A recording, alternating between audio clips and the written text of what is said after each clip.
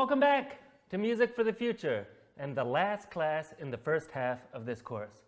Congratulations! So far, you've heard 8 full string quartets, you've learned the basic fundamentals of reading music and the elements of melody, rhythm, and harmony. That is amazing and not something to be taken lightly. You're all doing tremendous work. I want to take this opportunity to also encourage you to encourage each other. Check in with each other and ask, are you doing your quartet work? I kind of wish you would. Today we're diving into the last of the 3 Razumovsky quartets, the Opus 59, number 3. And this quartet is full of surprises. In some ways, it's looking backwards, over its shoulder to the world of Mozart. And in other ways, it's unlike anything he ever attempted to write before. And Beethoven wants to get our attention right from the very beginning of this quartet. Let's listen to the first sounds he gives us.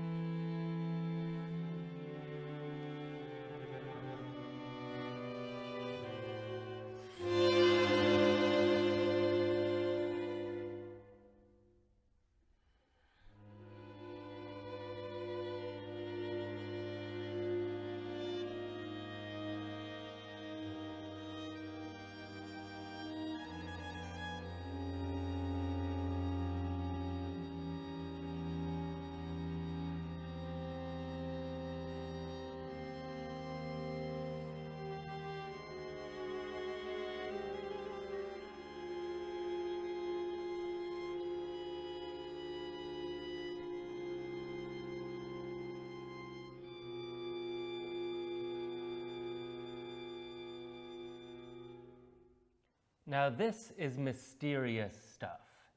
This is the first time that Beethoven started a quartet with slow music, and it sounds like it's coming from outer space. It's like a fog. We're getting only dim shapes and outlines. Everything's distant and quiet. We're just getting hints to orient ourselves. Once again, it's like we're groping our way along a wall in the dark. What's actually going on that makes the music feel this way? Well, he chooses a very unusual chord as the first chord we hear in this piece. It's a chord that he usually saves for moments of very high drama, and it's the most unstable chord that you'd ever hear in a classical piece. It's the diminished 7th chord, and it sounds like this. So when Beethoven starts a piece with this chord coming straight out of silence, the audience has no idea where we are harmonically. Let's hear the opening of the quartet again and listen out for this special harmony which keeps coming back throughout this opening.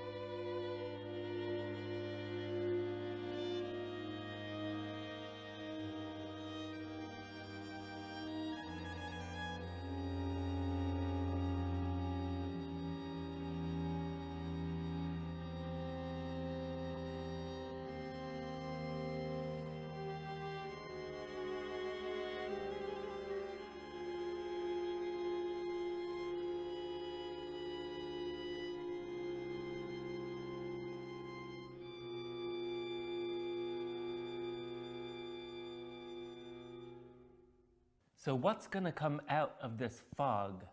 Will it be something supremely profound? Something tragic? Another defiant statement? Don't leave us hanging, Beethoven! It's none of those things. It's just a jolly tune for the violin. This is Beethoven in his Mozart mode, trying to write something that sounds effortless and elegant, like Mozart. This is a perennial obsession with Beethoven. It's like he's checking in with Mozart and making sure that he can still write music in that effortless style. But there's something else going on in this movement as well. We know from his notebooks that Beethoven worked on several pieces simultaneously. That helped him stay fresh. And during the composition of this piece, he was working on two big concertos. Remember, a concerto is a piece that has a soloist, usually doing incredible things, along with a full symphony orchestra. Let's hear a moment of the violin concerto that Beethoven was working on at the same time as this piece.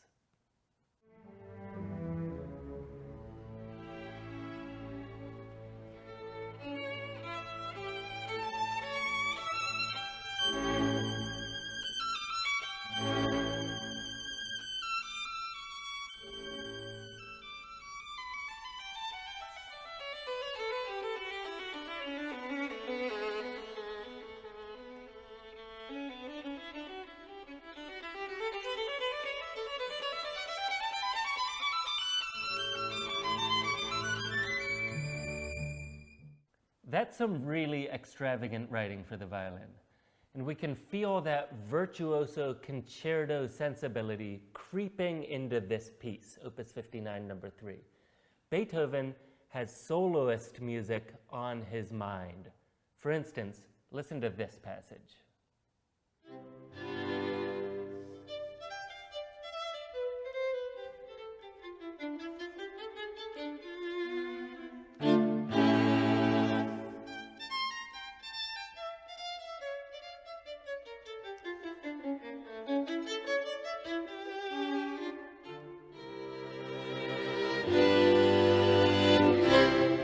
It sounds like the first violin is a soloist, and the rest of the quartet is a very tiny orchestra.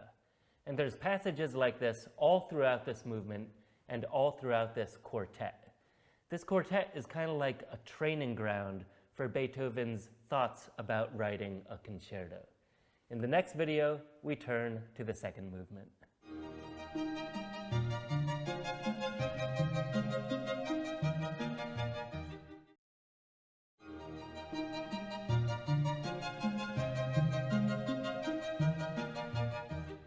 Before we dive into the second movement, I want to switch gears for a second. I know that many people watching this are experienced songwriters, so let's think about lyrics for a moment. If you wanted to write a song lyric to express loneliness, what would you write? Go ahead and pause this video and take a moment to think of a line for a song that might express loneliness. When you've got your lyric, keep it in your mind as you listen to this melody.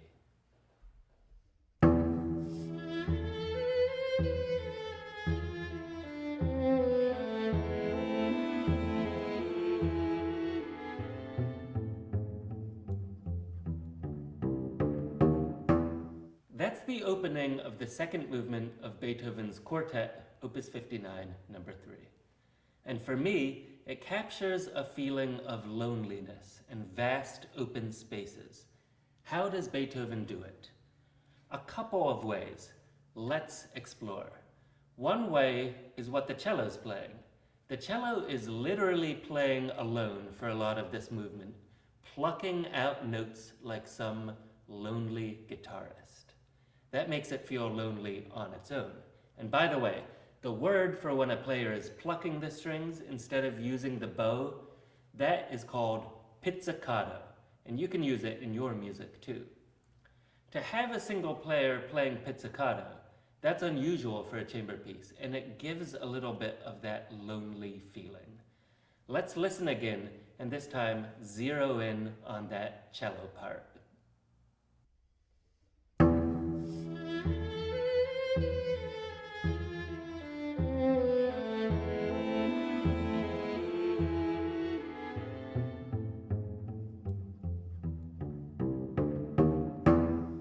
We hear the cello just playing one note over and over and over. drone, we call that in music. What image does that ringing plucked note bring to mind? It could be a bell tolling in the distance. It could be a gong behind a closed door signifying some unknown ritual. It could even be Beethoven trying to represent the sound of deafness, to have one note ringing over and over. Is this Beethoven looking his malady straight in the face and saying, "No, you don't control me, I control you. I will bend you to my own musical ends"? I don't know, I really don't. But the atmosphere Beethoven creates here with that plucking drone, the melancholy melody, it creates an utterly unique texture. The tune itself feels like a folk song. It's easy to sing, and sometimes it feels like the whole quartet is acting like one person, singing and plucking on a harp at the same time. Let's hear a little bit more.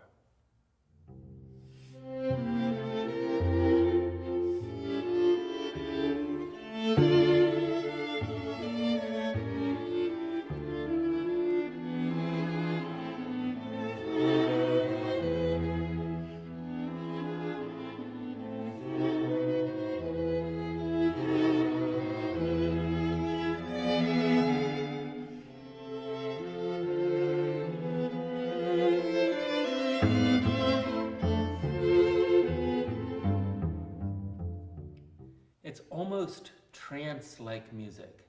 It sounds a little bit like a dance, but who is it that's dancing? These dancers are wispy, they're wistful, and they're so melancholy. Maybe they're even ghosts. And there's another ghost in this quartet. We'll meet it in the next video.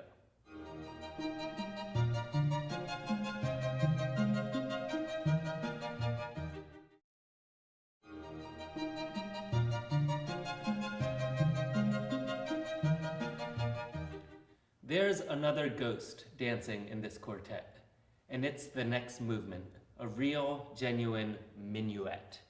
In 1806, when Beethoven was writing this quartet, the minuet is already practically extinct, at least for an experimental composer like Beethoven. Beethoven is much more often writing scherzos to fill this part of the quartet, the fast dance in 3 part. A minuet brings to mind the old days, formal dances, powdered wigs, formality, bowing. Beethoven doesn't like to bow to anyone, so to choose to give us a minuet in this piece must mean something. Let's listen and pay attention to the simplicity of the harmonies and the very clear-cut phrases. Everything is very square.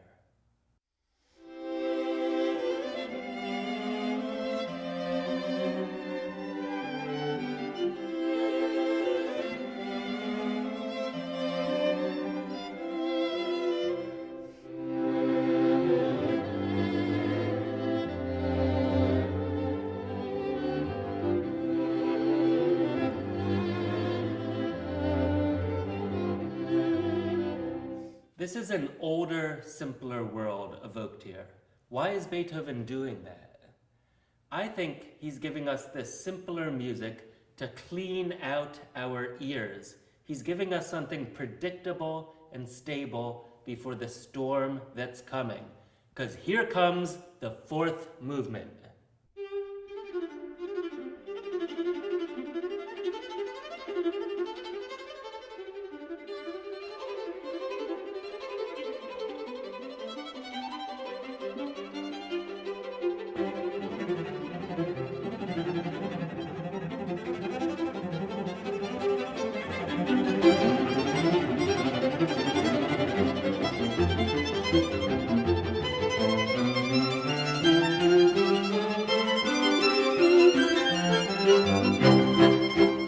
This music sounds totally exuberant and unwieldy, almost out of control. But in fact, we're hearing a fugue, one of those counterpoint puzzles in which the players enter one after another playing the same music. It's music that actually takes a lot of talent to control. Let's hear the opening again and listen for those entrances, with each new player playing the same virtuosic fiddle tune.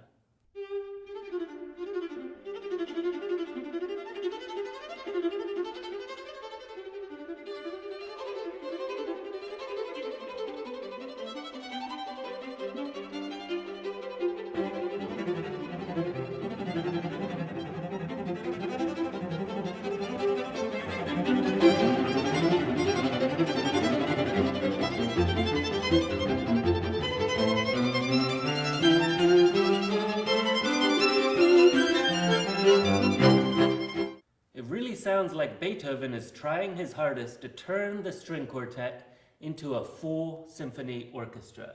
Everyone's going full blast, full speed, and making as much sound as possible. Beethoven is running us over with the most exciting truck full of counterpoint ever driven by a string quartet. It's a really ambitious and exciting way to end this set of 3 quartets. And to cap off this set of pieces, we get a real race to the finish.